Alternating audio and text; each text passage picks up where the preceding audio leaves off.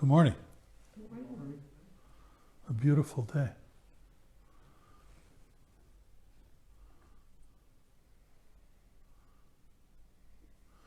It happens every year. It happens forever. That the earth tips back and forth.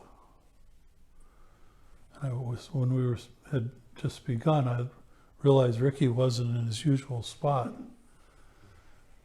And there was something different about the energy in the room, because when he sits there, for a while he blocks part of the sunlight coming in the room.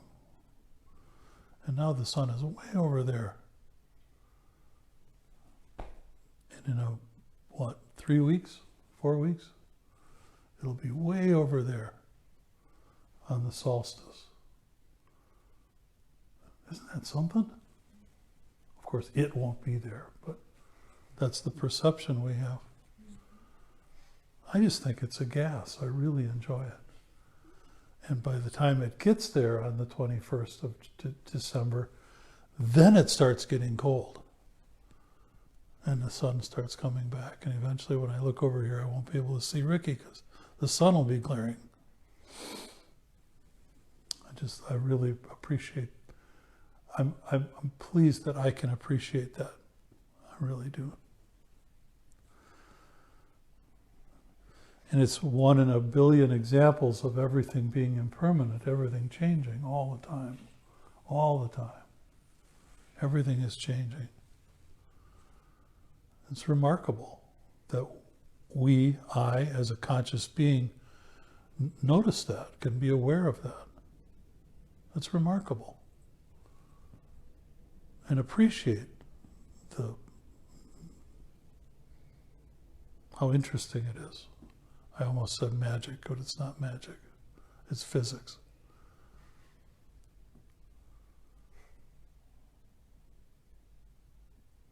And a judgment I hold is that not everybody notices or appreciates. That's a better word. Not everybody appreciates that magic. I think that's too bad. People bitch about it instead. Especially the cold, of course. But only the strong survive.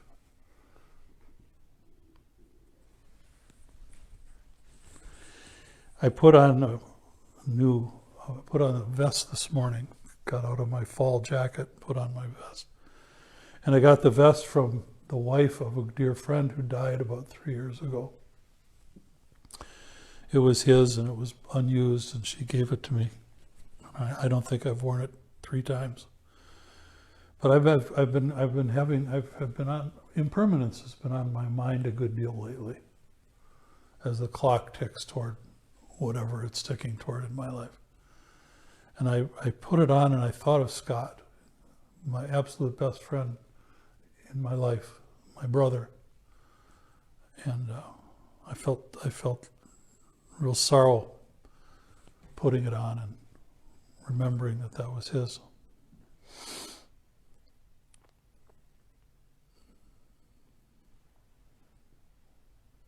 I miss him deeply. A wonderful friend. A wonderful brother. I would love to have spent the last 4 years with him available to talk about things. Trump and COVID and various catastrophes.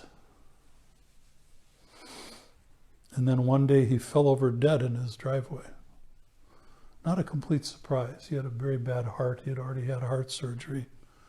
It was not a complete surprise, but still shocking. I was waiting for him at his cabin, and his kids came up and drove up and told us. Which is the point of all this. Appreciate that everything changes, including your very existence.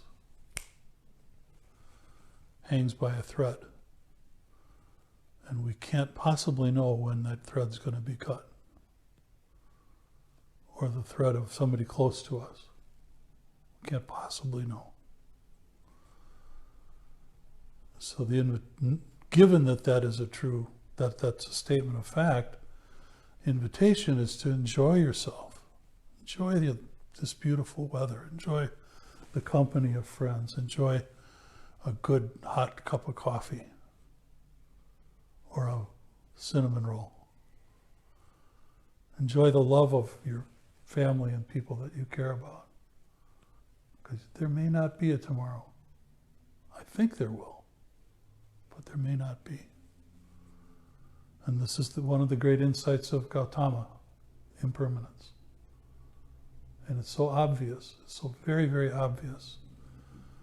And I experience that beyond the fact that it's obvious, there's a deeper substance to the idea of impermanence. A deeper level of appreciation and respect for that.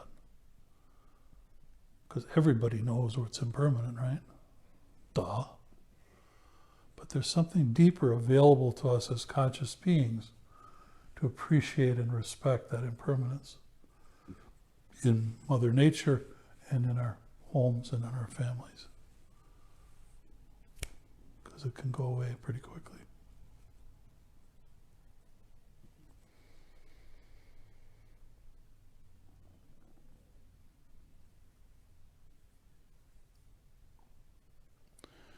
One of the things I'm noticing, and this is a personal bias, I admit it fully, it's my own judgment. I've had this on my mind for a long time. We have to have the family for Thanksgiving. We have to go see Grandma for Thanksgiving. We have to get the grandkids together. We have to, the things that we do in this culture, probably every culture, because they are traditional, in this time, are careless, in my judgment. I heard the other day that there's expected record travel over the holiday weekend because we have to go to Mom's house. An example of the conditioned mind at work. We have to do that. She'll be so disappointed if we don't go. Oh, Dad's looking forward to seeing the grandkids. Good. They'll still be around, hopefully, in spring. That's a classic example of the conditioned mind, where we're locked into traditions, locked into family commitments, locked into family activities, personal activities, and feel that we can't break that habit. And we know we can break any habit, right? Right? Right? And if Grandma's pissed off, Grandma will be there the next. I just find it fascinating. We have to do this. No, you don't. Well, there'll only be 10 of us. We'll be fine.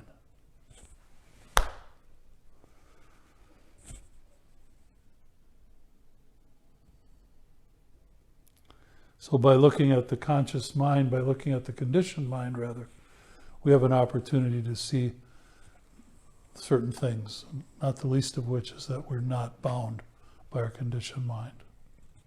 Right? Sorry, Mom, I'm not coming. Oh, you have to come. Your sister's coming. Good. I hope you enjoy your visit. Is that too harsh? Truth.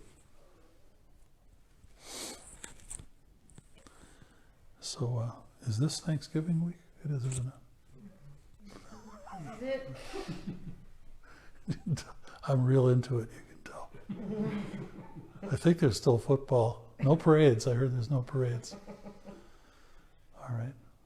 Change your mind. Change your mind.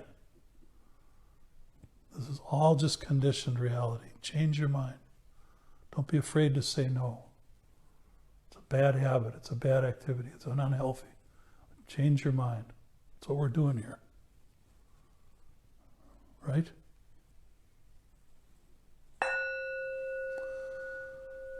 But don't change certain behaviors. like coffee on Sunday. I have attachment. You,